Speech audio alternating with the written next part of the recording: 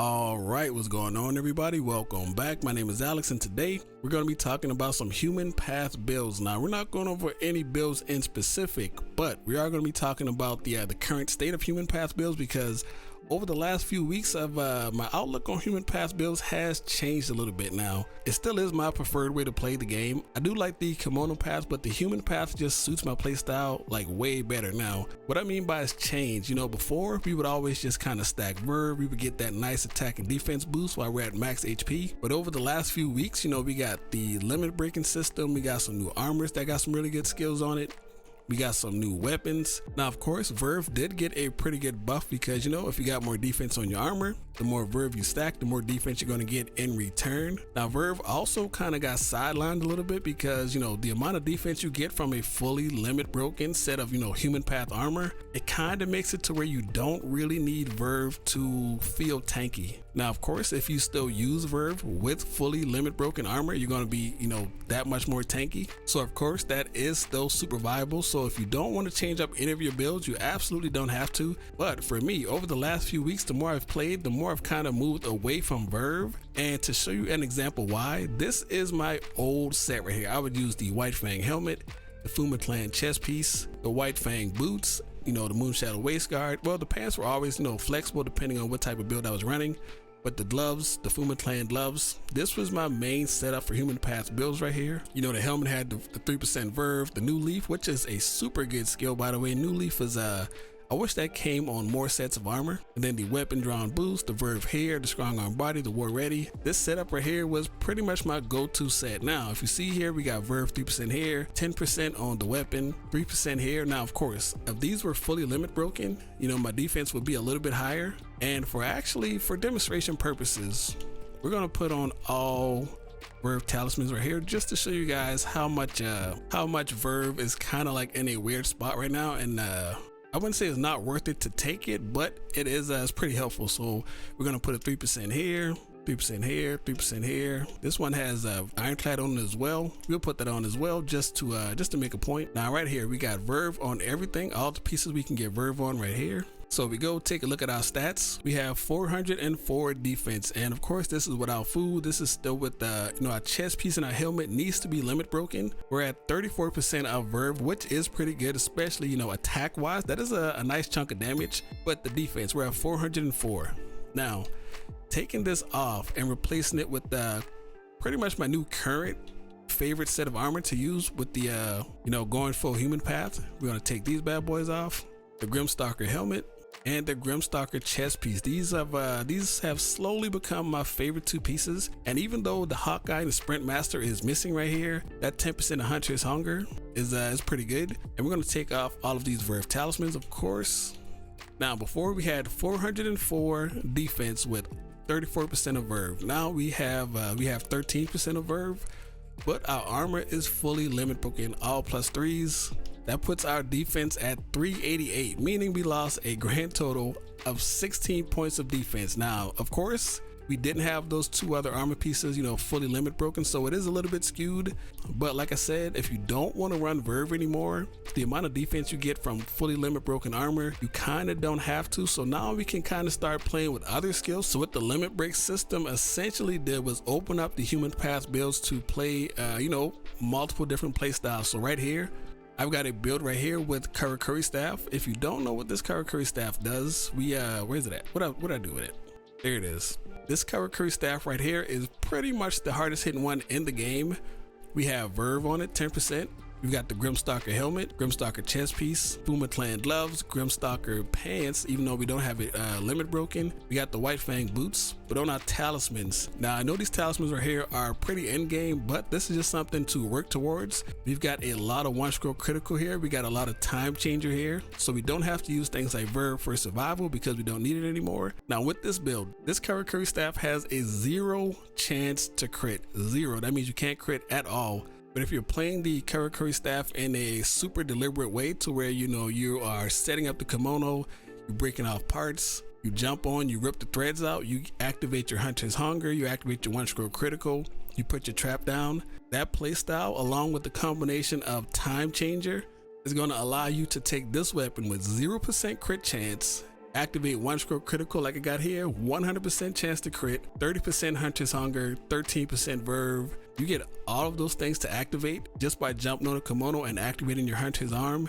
That is going to be a pretty nice chunk of damage, and this is pretty much just one example of how you can actually play human class builds now, because we don't need to stack verve. You can stack even more hunter's hunger if you want to. I've even got a build right here that has 50% time changer, and what that does for something like hunter's hunger, when you jump on the Kemono, you rip the threads out, you get that grand total of 30% damage boost. You put that on top of a weapon that has time changer on it, like this katana right here, or this other staff right here that has time changer on it. That's going to give you 50% of time changer, so that means that your hunter's hunger is going to last for a grand total of 45 seconds. Absolutely insane. That is not a little bit of damage, dude. So the human class builds, they're a little bit different now. Now, of course, like I said earlier, you can still run just maxed out verve and you will be completely fine. You don't have to, you know, limit break more gear. You can keep using that same exact setup, but after playing the last few weeks, I don't think we really need to use it anymore. So that kind of just opens up your builds to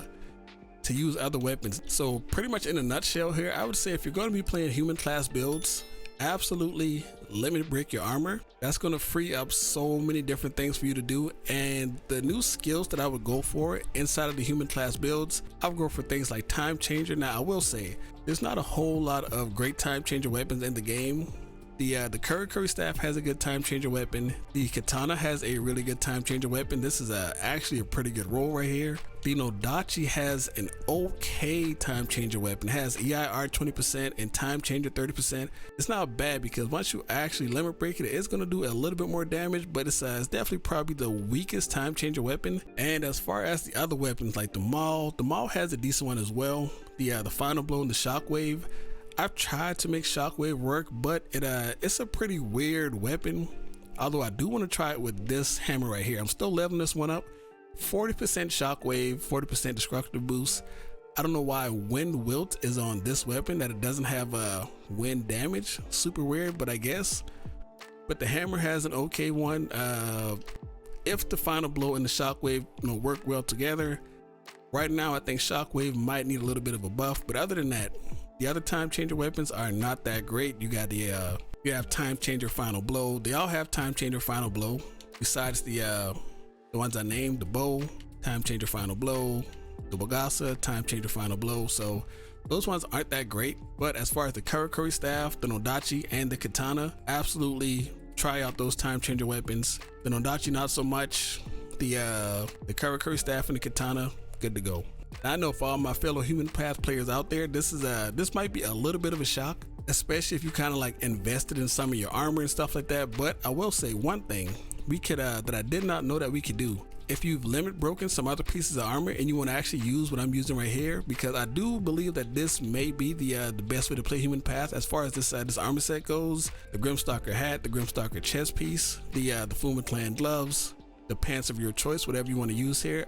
If you're going for max damage, I would say the Moonshadow waist guards. These are, I swap between these and the Dawnguard pants, and of course I use the White Fang pants if I'm using the Infinite Karakuri build. And then these boots right here, these are just a no-brainer. So I do believe this is the best setup right here. If you can get some time changer talismans from the Soul Stalker, you're gonna absolutely be good to go. A really good time changer weapon. And also, if you have already, you know, invested in some armor, you know, you use your orbs to limit break something else.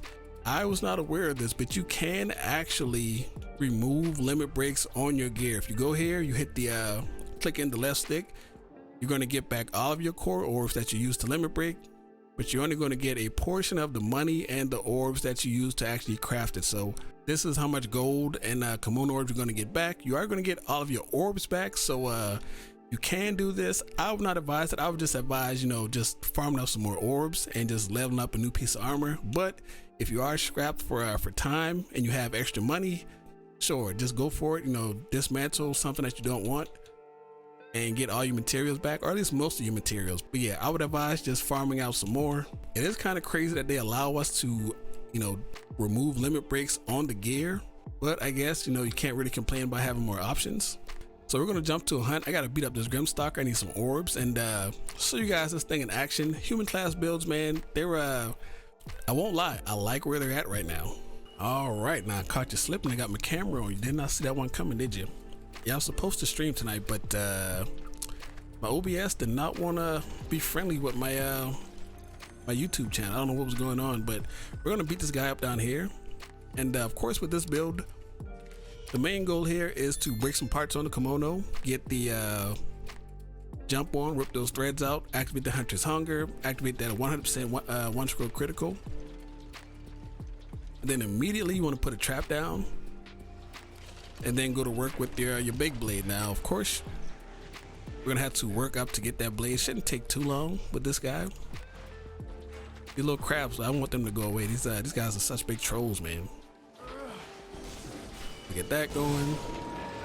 Nice, you blocked the roar. Yeah, if you didn't know, man, the box is absolutely the MVP. Now, of course, the game's gonna troll me because I haven't really been on all day, and it tends to kind of know when I'm cold. We're putting in work. All right, so requirement number 1 is check. We get hit by that. We get hit by that. So now we're gonna jump on. We're gonna rip that out. Then we're gonna immediately Oh. Gonna do this bad boy. Hunter's Hunger. One scroll critical. All these are gonna crit right here. 1, 2, and we got Eagle Eye as well. We missed the weak spot, but all of those were crits. There we go. We got the back leg as well. The other one. Now, of course, crits are gonna do a little bit better against the like the deep volatile. That hit me. Wow. But it still worked fine against these guys, like the normal Kemono. We're gonna get that last little bit of meter right there. We're gonna roll through this. Boom. We're gonna put this bad boy down.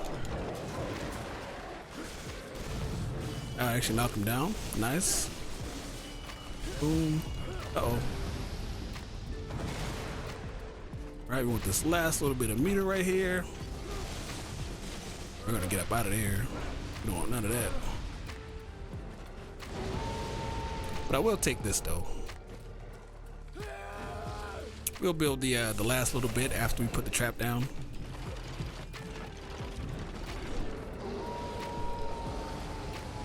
Or he could troll me. Get that in the trap. Let's go. Boom. Well, we lost the one scroll critical. Well, we got the one scroll critical back. Let's go. Hi-ya. There we go. But we still had the Hunter's. Oh my God. We still had the Hunter's Hunger active. Okay, I'm just being an idiot right now. What's he doing? Nah. We ain't doing none of that, dude. Huh? So yeah, when it works, it absolutely works. Now, of course, you're gonna do. Where'd that torch come from?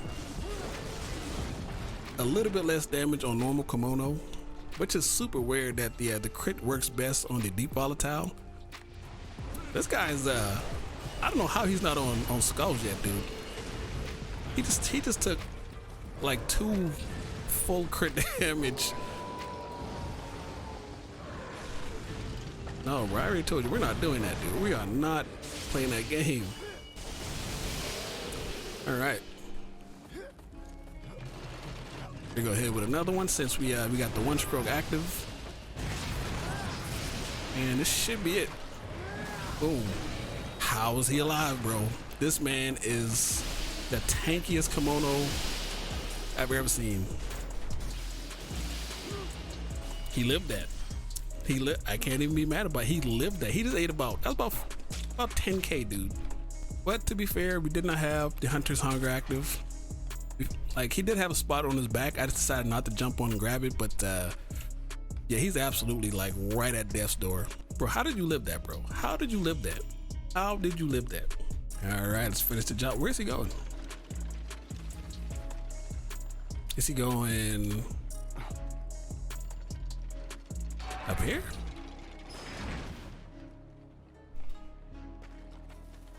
All right. No way he avoids this.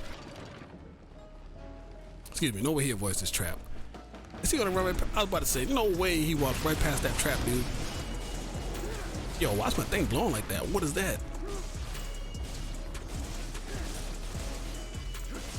Bro, this guy is... He does not want to die. Yo, what? Oh, that's hurting my eyes, dude. What is that, that shine? What is that? Oh, man, what is that? Bro, it's so bright. I don't know if you guys can see it on the stream, but... Oh, it's so bright, dude. Wait, hey, where you... Get back here. Get back here. Gonna be one of these bad boys. And we're gonna finish you. We're gonna grab the spot on his back. Just for some style points. Yeah. And it should be GG's. One hit. I knew it. This is literally just one hit away. Whatever. But yeah, man, that is the build in a nutshell, man. Absolutely would have, you know, beat him a little bit quicker if he didn't run away and we didn't miss all those like weak spot hits. But that's the thing with the Karakuri staff. You want to hit those weak spots. That damage is the damage difference between hitting weak spots and not hitting weak spots. It's absolutely noticeable. But yeah, man, that is the current state of the human path builds. My game just did something crazy. What is going on? You know, we don't have to use VERVE anymore. It is still good if you want to be extra tanky. Maybe I'll do a demonstration of how tanky you can actually get with VERVE. I think that's a good app. That's a good idea. We're gonna do that next. Maybe not tonight. It's already like after 1 o'clock in the morning, but that's definitely gonna be a video idea for it. Write that down right now before I forget. But yeah, man, that's all I got for you guys today, man. Hope you guys know the video. Hope you try out some other builds other than VERVE. And yeah, man, I'll catch you guys next time, man. If you enjoyed the video, please leave a like, comment, subscribe, all that shenanigans down below. And I'll catch you guys next time, man. Peace.